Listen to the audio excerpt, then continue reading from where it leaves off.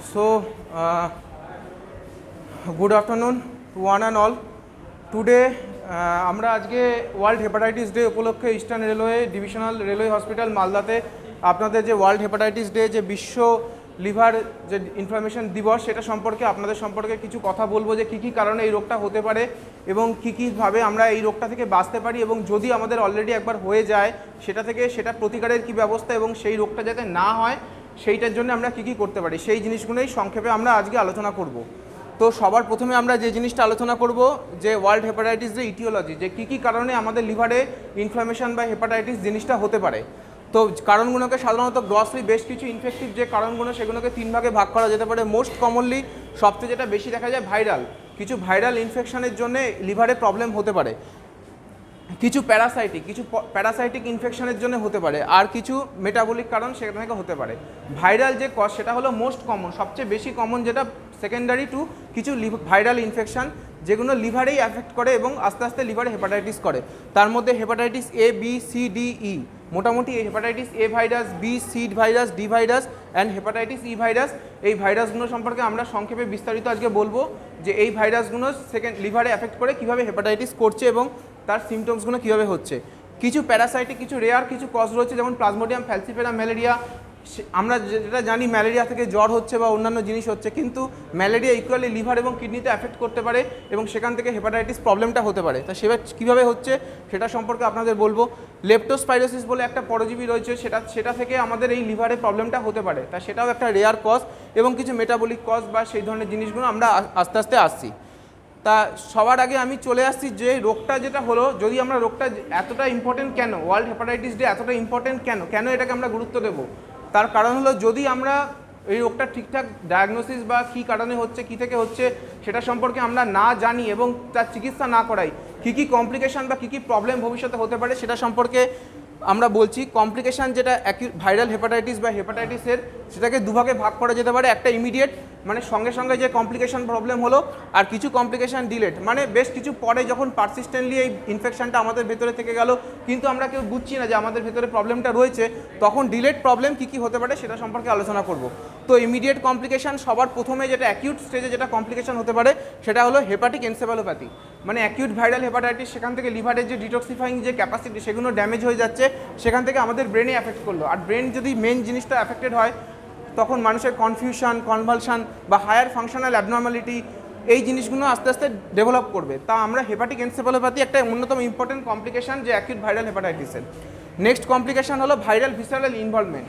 শুধু যে এটা লিভারকে অ্যাফেক্ট করছে তাই না, আমাদের শরীরের অন্যান্য জিনিসকেও, মেজর অর্গানকেও অ্যাফেক্ট করতে পারে যে হেপাটাইটিস ভাইরাস। এবং যেমন hepatic encephalopathy, acute viral encephalopathy, acute viral pneumonia লাংকে অ্যাফেক্ট করতে পারে, অ্যাকিউট ভাইরাল মায়োকার্ডাইটিস হার্টকে অ্যাফেক্ট করতে পারে, অ্যাকিউট ভাইরাল প্যানক্রিয়াটাইটিস প্যানক্রিয়াসকেও এই হেপাটোটপিক ভাইরাস অ্যাফেক্ট করতে পারে। তো এতগুলো আমাদের শরীরের অর্গানকে অ্যাফেক্ট করতে পারে, কাজে এটা সম্পর্কে আমাদের সচেতন হওয়া দরকার। নেক্সট যেটা কোলেস্ট্যাটিক জন্ডিস, মানে অ্যাকিউট ভাইরাল হেপাটাইটিস হলো লিভারটা ফুলে গেল, আর ফুলে যাওয়ার ফলে কী হলো যে আমাদের যে নর্মাল যে বাইল যেটা ট্র্যাকটা অবস্ট্রাকশন হয়ে গেল, কোলেস্ট্যাটিক জন্ডিস সেটা হতে পারে।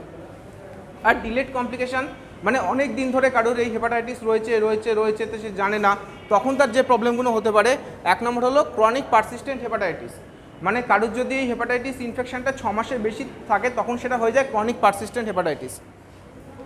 একটা হতে পারে ক্রনিক অ্যাক্টিভ হেপাটাইটিস, এটা একটা ইমিউনোলজিক্যাল লিভার ডিজিজ, মানে ভাইরাসটা শরীরে অনেক দিন ধরে রয়ে গেল, তখন সেটা শরীরের যে অ্যান্টিবডি সেটা ভাইরাসের এগেনস্টে তৈরি হয়, লিভারের এগেনস্টে ক্রস রিয়াক্ট করবে, তখন হয়ে গেল ক্রনিক অ্যাক্টিভ হেপাটাইটিস।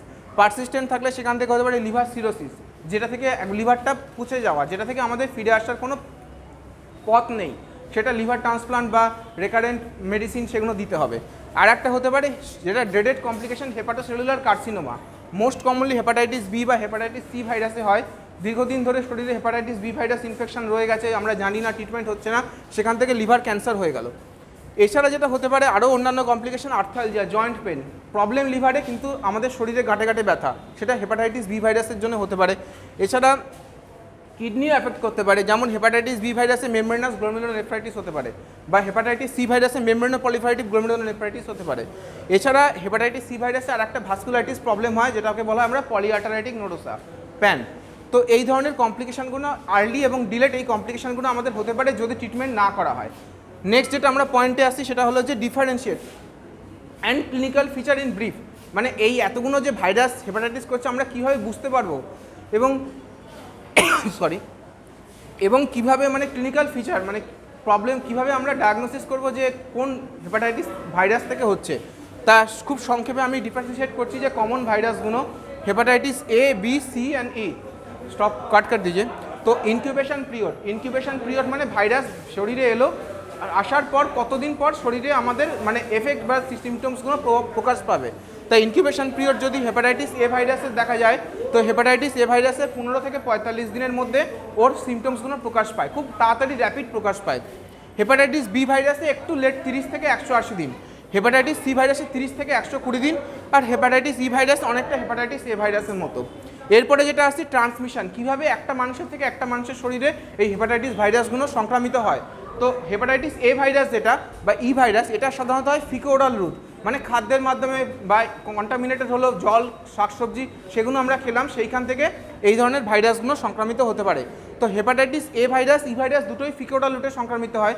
জাস্ট এদের ডিফারেন্সিয়েটিং পয়েন্ট হলো এটা বাচ্চাদের যদি অ্যাকিউট ভাইরাল হেপাটাইটিস হয় তাহলে হেপাটাইটিস এ, আর যদি সেম জিনিসটা বড়দের হয় একই রকম তাহলে সেটা হয়ে যায় ই।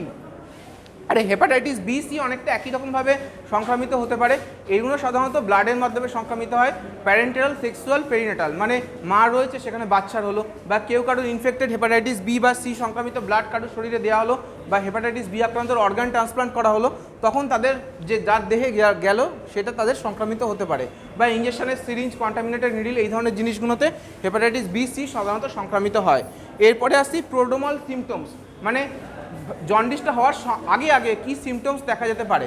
এই প্রোড্রোমাল সিমটমস যেটা anorexia, nausea, vomiting, pain upper abdomen, মানে খিদে নেই, জ্বর, বমি বমি ভাব, পেটে ব্যথা, যেহেতু হেপাটিক স্ট্রেচিং, ক্যাপসুলার স্ট্রেচিং, এই সিমটমসগুলো টিপিক্যাল হেপাটাইটিস এ ভাইরাসে দেখা যায়, যেটা most common cause acute viral hepatitis, যেটা হেপাটাইটিস এ ভাইরাসে দেখা যায়। খিদে নেই, পেটে ব্যথা, বমি বমি ভাব, জ্বর। হেপাটাইটিস বি এবং সি ভাইরাসে এই ধরনের প্রোড্রোমাল সিমটমস দেখা যায় না। Preicteric skin rash, arthralgia, joint pain, skin rash, jaundice হওয়ার আগেই জয়েন্ট পেন, স্কিন র্যাশ, এটা সাধারণত হেপাটাইটিস বি ভাইরাসে দেখা যায়, যেটা বাকিগুলোতে দেখা যায় না। এছাড়া হলো পলিআর্টারাইটিস নোডোসা, যেটা মিডিয়াম ভেসেল ভাস্কুলাইটিস, সেটা হেপাটাইটিস সিতে দেখা যায়, অন্যগুলোতে সাধারণত দেখা যায় না। প্রগনোসিস, মানে একবার ইনফেকশন হয়ে গেল তার ভবিষ্যৎটা কী হবে, সেটা এক্সিলেন্ট হলে হেপাটাইটিস এ ভাইরাসে এবং ই ভাইরাসে বেশিরভাগ ক্ষেত্রে সেলফ লিমিটিং অটোমেটিক্যালি সেরে যায়। কিন্তু হেপাটাইটিস বি এবং সি সাধারণত লেস দ্যান 1% কেসে ক্রনিসিটি ডেভেলপ করে বিতে, আর অ্যারাউন্ড 10% কেসে ক্রনিক হয়ে যায়, দীর্ঘদিন ধরে ইনফেকশন চলতে থাকে হেপাটাইটিস সি ভাইরাসে। আর যদি ইনফেকশনটা ঠিকঠাক কিওর না করা যায় সেগুলো হয়ে হেপাটোসেলুলার কার্সিনোমা এবং লিভার সিরোসিস। তো এই প্রবলেমগুলো ক্রনিসিটি ডেভেলপ করছে হেপাটাইটিস বি এবং সি ভাইরাসে। তা এই প্রগনোসিসটা খুব guarded, poor prognosis hepatitis B সিতে, যেটা এ এবং ইতে খুব এক্সিলেন্ট প্রগনোসিস। তাই ইন ব্রিফ আমরা ক্লিনিক্যাল ফিচার যেভাবে ডিফারেন্সিয়েট করব, প্লাস তার সাথে জন্ডিস, যেগুলো চোখ হলুদ হয়ে যাওয়া, পেচ্ছাপ হলুদ হয়ে যাওয়া, পায়খানা সাদা হয়ে যাওয়া, এবং তার সাথে এই প্রবলেমগুলো আস্তে আস্তে ডেভেলপ করবে। তা আমরা এভাবে ইন ব্রিফ ক্লিনিক্যালি ডিফারেন্সিয়েট করতে পারি যে কী ভাইরাস থেকে এটা ইনফেকশনটা হচ্ছে। নেক্সট আমি বলবো হেপাটিক এনসেফালোপ্যাথি যে অ্যাকিউট সিভিয়ার কমপ্লিকেশন সেটা কীভাবে ম্যানেজমেন্ট করবো, এবং যে ক্রনিসিটি যদি অলরেডি ক্রনিক ইনফেকশন ডেভেলপ করে সেটার কি ট্রিটমেন্ট করবো আমি নেক্সট স্লাইডে বলছি।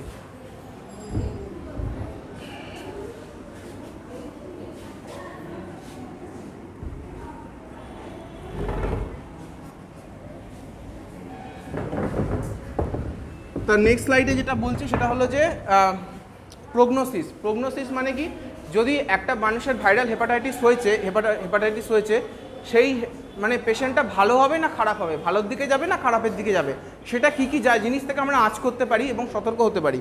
তো সবার আগে যেটা দরকার সেটা হলো যে ভাইরাল নেচার, মানে কি ভাইরাসে অ্যাফেক্ট করছে। অলরেডি আমি বলেছি যদি এ বা ই ভাইরাসে অ্যাফেক্টেড হয় সেটার খুব এক্সিলেন্ট প্রগনোসিস, ল্যাবে টেস্ট করা গেল বললো হেপাটাইটিস এ ভাইরাস বা ই ভাইরাস, প্রগনোসিস খুব ভালো, বেশিরভাগ ক্ষেত্রে সেলফ লিমিটিং হয়ে যাবে। কিন্তু যদি বি বা সি ভাইরাস হয় তার প্রগনোসিস কিন্তু খারাপ। এরপরে আছে কিছু হিস্ট্রি মানে কি এজ, মানে এক্সট্রিমস অফ এজ, যদি খুব বাচ্চার বা খুব বয়স্ক মানুষের যদি হেপাটাইটিস হয় তার পরিস্থিতি খারাপের দিকে যাওয়ার সম্ভাবনা অনেকটাই বেশি কম্পারেটিভলি যদি ইয়ং অ্যাডাল্টের হয়। নেক্সট আসছে হিমোগ্লোবিন, যদি কারোর হিমোগ্লোবিন লেভেল অনেক কম থাকে সেই সময় সেই সিচুয়েশনে হেপাটাইটিস হলো তার পরিস্থিতি খুব খারাপের দিকে যেতে পারে কম্পেয়ার টু নর্মাল মানুষ যাদের হিমোগ্লোবিন নর্মাল। নেক্সট আসছে diabetes mellitus, already pre existing sugar patient তাদের যদি হেপাটাইটিস হয় তার প্রগনোসিস কিন্তু খুব খারাপ। নেক্সট এসছে কিছু ক্লিনিক্যাল ফিচার, মানে আমি চোখে দেখে ডাক্তাররা কীভাবে বুঝবে যে এই পেশেন্টটা খারাপের দিকে যাবে না ভালোর দিকে যাবে যাদের হেপাটাইটিস হয়েছে। নেক্সট 1 নম্বর আসছে হায়ার ফাংশনাল অ্যাবনর্মালিটি, তার হেপাটিক এনসেফালোপ্যাথির দিকে চলে যাচ্ছে, ব্রেনে ড্যামেজ হচ্ছে, তখন তার পরিস্থিতি খারাপ। 2 নম্বর হলো ইডিমা, পা ফুলে যাচ্ছে, সেইটা ইডিমা কেন হচ্ছে সেগুলো পরে এক্সপ্লেন করছি। তাই লিভারের কাজ হলো অ্যালবুমিন তৈরি করা, এবং অ্যালবুমিন শরীরের অন্যতম প্রোটিন। এই অ্যালবুমিন লেভেলটা কমে যাওয়ার জন্য রক্তে প্রোটিনের পরিমাণ কমে যায়, ওই জন্য অসমোটিক প্রেশারটাও কমে যায়, যার ফলে পা ফুলে যাচ্ছে। এই ইডিমা যদি ডেভেলপ করে, ইনিশিয়ালি ডেভেলপ করে না, কেননা আমাদের বডি স্টোরেজ অ্যালবুমিন থাকে, যদি সেটা আস্তে আস্তে ডেভেলপ করতে থাকে মোর দ্যান 2 উইক্সের পর, তখন আস্তে আস্তে এই পা ফোলাটা ডেভেলপ করে এবং প্রগনোসিস খারাপের দিকে এটা ইন্ডিকেট করে। নেক্সট হলো হেমারেজিক স্পট, কেন হচ্ছে? লিভারের কাজ হলো ব্লাড কোয়াগুলেশন ফ্যাক্টর তৈরি করা, রক্তকে জমাট বাঁধতে সাহায্য করা। যদি লিভারটা ড্যামেজ হতে থাকে তাহলে অলরেডি যে লিভার ডিপেন্ডেন্ট যে কোয়াগুলেশন ফ্যাক্টর 2, 7, 9, 10 এগুলো ড্যামেজ হতে থাকে এবং হেমারেজিক স্পট আস্তে আস্তে ডেভেলপ করে। তো এইটা যদি হয় সেটা প্রগনোসিসটা খারাপ। নেক্সট কিছু ইনভেস্টিগেশন, ব্লাড টেস্ট করে যেটা দেখা যেতে পারে যে মানুষটা খারাপের দিকে যেতে পারে। অ্যালবুমিন লেভেল, যদি অ্যালবুমিন লেভেল অ্যারাউন্ড 3.5 বা তার উপরে থাকে, যদি লেস দ্যান 2.5 থাকে বা প্রথম মিন টাইম মানে ব্লাড কোয়াগুলেশন ডিরেঞ্জড হয় more than 1.5 Times than normal, blood glucose লেভেলটা কমে যায়। লিভারের কাজ হলো গ্লুকোনিওজেনেসিস থেকে শরীরে গ্লুকোজ তৈরি করা, গ্লুকোজ লেভেলটা যদি ডাউন হয়ে যায় তখন সেটা খারাপ প্রগনোসিসের দিকে যায়। আর বিলিরুবিন লেভেল যদি মোর দ্যান 20 হয়ে যায় তখন ডেফিনেটলি সেটা পেশেন্টটা খারাপ হতে পারে। তো এই ধরনের ক্রাইটেরিয়া দেখে আমরা বুঝতে পারি যে অ্যাকিউট ভাইরাল হেপাটাইটিসে পেশেন্টটার প্রগনোসিস কেমন, ভালো না খারাপ। নেক্সট যেটা ইনব্রিফ আমি আসছি, যদি অলরেডি অ্যাকিউট কিছু, এরপরে আসছে আমি ইনভেস্টিগেশন, মানে কী কী ব্লাড টেস্ট করা হবে যদি অ্যাকিউট ভাইরাল হেপাটাইটিস বা হেপাটাইটিস পেশেন্টের সাসপেক্ট করা হয়। কিছু রুটিন ইনভেস্টিগেশন, কিছু স্পেশাল ইনভেস্টিগেশন করা হয়। রুটিন ইনভেস্টিগেশনের মধ্যে হিমোগ্লোবিন, টিসিডিসি, গ্লুকোজ, কেএফটি এগুলো করা হয়। হিমোগ্লোবিন সাধারণত যদি হিমোগ্লোবিন কম হয় তাহলে 1 নম্বর তো প্রগনোসিস খারাপ হবে, আর 2 নম্বর হলো এটা ইন্ডিকেট করে hepatitis secondary to plasmodium falciparum malaria. মানে আমরা যেটা নর্মালি ভাবি যে হেপাটাইটিস লিভারের হেপাটাইটিস A, B, C এই ধরনের জন্য হচ্ছে, তা নয়, হয়তো ভেতরে প্লাজমোডিয়াম ফ্যালসিপেরাম ম্যালেরিয়া লুকিয়ে আছে, তার জন্যে আমাদের হেপাটাইটিস হচ্ছে। কাজেই হিমোগ্লোবিন লেভেলটা এখানে ইম্পর্টেন্ট। নেক্সট হলো টিসিডিসি, পলিমরফোনিউক্লিয়ার লিউকোসাইটোসিস যদি হয় তাহলে সেটা লেপ্টোস্পাইরোসিস বা কোলাঞ্জিও হেপাটাইটিসের দিকে ইন্ডিকেট করে। নেক্সট হলো ব্লাড গ্লুকোজ লেভেল, এটা একটা ডেফিনেটলি একটা প্রগনোস্টিক ইন্ডিকেটার। যদি অলরেডি প্রি এক্সিস্টিং ডায়াবেটিক পেশেন্টের গ্লুকোজ লেভেল বেশি থাকবে তার প্রগনোসিস খারাপ, বা যদি লিভারে গ্লুকোজ তৈরি করার ক্যাপাসিটি কমে যায়, গ্লুকোজ লেভেল ফল করে, সেটাও poor prognostic indicator. Urea creatinine মানে রেনাল ফাংশন টেস্ট, সাধারণত লিভারে যে সমস্ত ভাইরাস সাধারণত কিডনিকে অ্যাফেক্ট করে না, কিছু কিছু ক্ষেত্রে কিডনিকে অ্যাফেক্ট করতে পারে, যেমন লেপ্টোস্পাইরোসিস বলে একটা পরজীবী যেটা আমাদের লিভারের হেপাটাইটিস করতে পারে, সেটা লিভার কিডনি দুটোকেই অ্যাফেক্ট করে। কাজেই যদি হেপাটাইটিস হলো প্লাস কেএফটি মানে লিভার কিডনির ক্ষতি হতে থাকলো, তখন সেটা ইন্ডিকেট করে হেমোলাইটিক ইউরেপিক সিনড্রোম বা প্লাজমোডিয়াম ফ্যালসিপেরাম ম্যালেরিয়াতে এই জিনিসটা হয়। তো এই জিনিসগুলো থেকে আমরা ইনব্রড আইডিয়া পেতে পারি যে এই জিনিসটার জন্য হেপাটাইটিস হচ্ছে। নেক্সট আসছি কিছু special investigation, LFT liver function test, albumin, bilirubin, PTINR। Already আমি বলেছি কী কী কমপ্লিকেশান, মানে প্রগনোসিস আমরা কীভাবে বুঝবো, অ্যালবুমিন লেভেলটা ফল করে যাবে, বিলিরুবিন বাড়বে, এবং PTINR মানে রক্তে কোয়াগুলেশন, রক্ত জমাট বাঁধার যে প্রবণতা সেটা কমে যাবে, ডিরেঞ্জড হবে। Plasmodium falciparum and malaria parasite MPDA, malaria parasites peripheral blood smear for malaria parasitic, এটাও দেখতে হবে, কেননা ম্যালেরিয়ার জন্য হয়তো জন্ডিস হলো, তাই এটাও হতে পারে, যেটা আমাদের এক্সক্লুড করার জন্য এটা দরকার। অ্যান্টি লেপ্টোস্পাইর অ্যান্টিবডি দরকার। আর স্পেসিফিক যখন আমরা বুঝতে পারছি যে হেপাটাইটিস ভাইরাসের জন্যই হচ্ছে, তখন কি ভাইরাসের জন্য হচ্ছে সেটা আমাদের জানা দরকার। কমন যে 5টা ভাইরাস ABCDE, তার মধ্যে সেটা জানার জন্য IgM, অ্যান্টি-HAV, অ্যান্টি-HCV, অ্যান্টি-HEV আর HBsAg, hepatitis B surface antigen বা অস্ট্রেলিয়া অ্যান্টিজেন বলা হয়। এইগুলো আমরা ব্লাড টেস্ট করে বুঝতে পারি, পিন পয়েন্ট করে এক্স্যাক্ট কোন ভাইরাসের জন্য এটা অ্যাফেক্টেড হচ্ছে, লিভারটা যাচ্ছে, তাই মোটামুটি এই ব্লাড টেস্টগুলো করা হয়। এরপরে আমি আসছি যে acute hepatic encephalopathy in brief, মানে যদি অ্যাকিউট সবচেয়ে খারাপ কন্ডিশন অ্যাকিউট হেপাটাইটিস থেকে লিভারের একদম ক্যাপাসিটি খারাপ, ব্রেন ড্যামেজ হতে শুরু করেছে, তখন যদি সেরকম কোনো পেশেন্ট আসে, সেই পেশেন্টের আমরা ট্রিটমেন্ট কী করবো ইন ব্রিফ। নর্মালি যেটা লিভারের কাজ হলো যে এন্টারহেপাটিক সার্কুলেশন বলে একটা জিনিস হয় আমাদের টার্মিনাল আইলিয়াম ইন্টেস্টাইনের, যে ব্লাড বা যে অর্গানিক যে সাবস্টেন্সগুলো আছে সেগুলো পোর্টাল সার্কুলেশন দিয়ে লিভারে আসে। লিভারের কাজ হলো সেই সাবস্টেন্সগুলোকে ডিটক্সিফাই করা, যার ফলে শরীরে ওই ডিটক্সিফাইড সাবস্টেন্সগুলো, টক্সিফাইড সাবস্টেন্সগুলো আর আসতে পারে না। অলরেডি লিভারের কাজ হলো যে ক্ষতিকারক যে সাবস্টেন্সগুলোকে ডিটক্সিফাই করা। যদি কোনো কারণে লিভারটা ড্যামেজ এতটা মাত্রায় হয়ে যায় যে লিভারের ডিটক্সিফাইং ক্যাপাসিটি কমে যায়, খারাপ হয়ে যায়, তখন সেই টক্সিক সাবস্টেন্সগুলো আমাদের ব্রেনে হিট করে। এবং ব্রেন যেহেতু আমাদের শরীরের মেন অর্গান, তা এনসেফালোপ্যাথি অর্থাৎ মানুষের মানে higher functional abnormality, brain damage এগুলো হতে শুরু করে। তা এই যদি অলরেডি হেপাটিক এনসেফালোপ্যাথি হয়ে যায় তখন আমরা কীভাবে ট্রিটমেন্ট করবো, ইন ব্রিফ আমি খুব সহজে বলছি। 1 নম্বর হলো, যেহেতু এই জিনিসগুলো এখান থেকে গাট থেকে অ্যাবজর্পশন হয়, সেই জন্য অ্যাবজর্পশন যাতে কম হয় সেই জন্যে অ্যালকালাইজিং এজেন্ট, গাটের আমাদের পিএইচটা অল্টার করে দেওয়া যেতে পারে। সিরাপ ল্যাকটিউলোজ সাধারণত দেওয়া হয় 15 ml 3 to 4 আওয়ার্স দেওয়া হয়, যতক্ষণ না লুজ মোশন স্টার্ট হয়। লুজ মোশন যদি একবার স্টার্ট হয়ে যায় তাহলে টুয়াইস অর থ্রাইস ডেলি দেওয়া হয়। ল্যাকটিউলোজে H+ আয়নটা অ্যামোনিয়াম আয়নটাকে NH4+ আয়নে কনভার্ট করে দেয়, যার ফলে অ্যাবজর্পশন টক্সিক সাবস্টেন্সের অ্যাবজর্পশনটা কমে যায়। 2 নম্বর হলো প্রোটিনেসিয়াস ডায়েট কাট অফ করে দিলেন, যেমন প্রোটিনের অ্যামাউন্টটা যদি ইনটেক করা কমিয়ে দেওয়া হয় এই সিচুয়েশনে, তখন অলরেডি তার নাইট্রোজেনাস সাবস্টেন্সটা কম তৈরি হবে এবং লিভারে কম আসবে, ব্রেনে কম হিট করবে। 3 নম্বর হলো non systemic gut sterilising local antibiotic capsule rifaximin 550 milligram একটা অ্যান্টিবায়োটিক আছে, যেটা শুধুমাত্র এইখানের ব্যাকটেরিয়াগুলোকে ধ্বংস করে এবং যার ফলে ওরা নাইট্রোজেনাস যে মেটাবোলাইট সেটা তৈরি হতে দেয় না, যার ফলে অলরেডি আমাদের লিভারে আসতে পারবে না, আমাদের পেশেন্টের ইমপ্রুভ হবে। এছাড়া কিছু অলরেডি এই পেশেন্টের লিভার ড্যামেজ হওয়ার জন্য যে অ্যালবুমিন লেভেলটা কমে যাচ্ছে, ওই জন্য অ্যালবুমিন ইনফিউশন দেওয়ার দরকার হতে পারে। পেশেন্টের কোয়াগুলেশন প্রোফাইল ডিরেঞ্জ হচ্ছে, সেই জন্য পেশেন্টের ফ্রেশ ফ্রোজেন প্লাজমা যেগুলো high rich of coagulation substance সেগুলো দেওয়া যেতে পারে। এছাড়া ব্রেনের সেরিব্রাল ইডিমা হয়, সেটার জন্য ম্যানিটল দেওয়া হতে পারে, সাধারণত 20% ম্যানিটল 100 ml IV 8 আওয়ারলি দেওয়া হয়।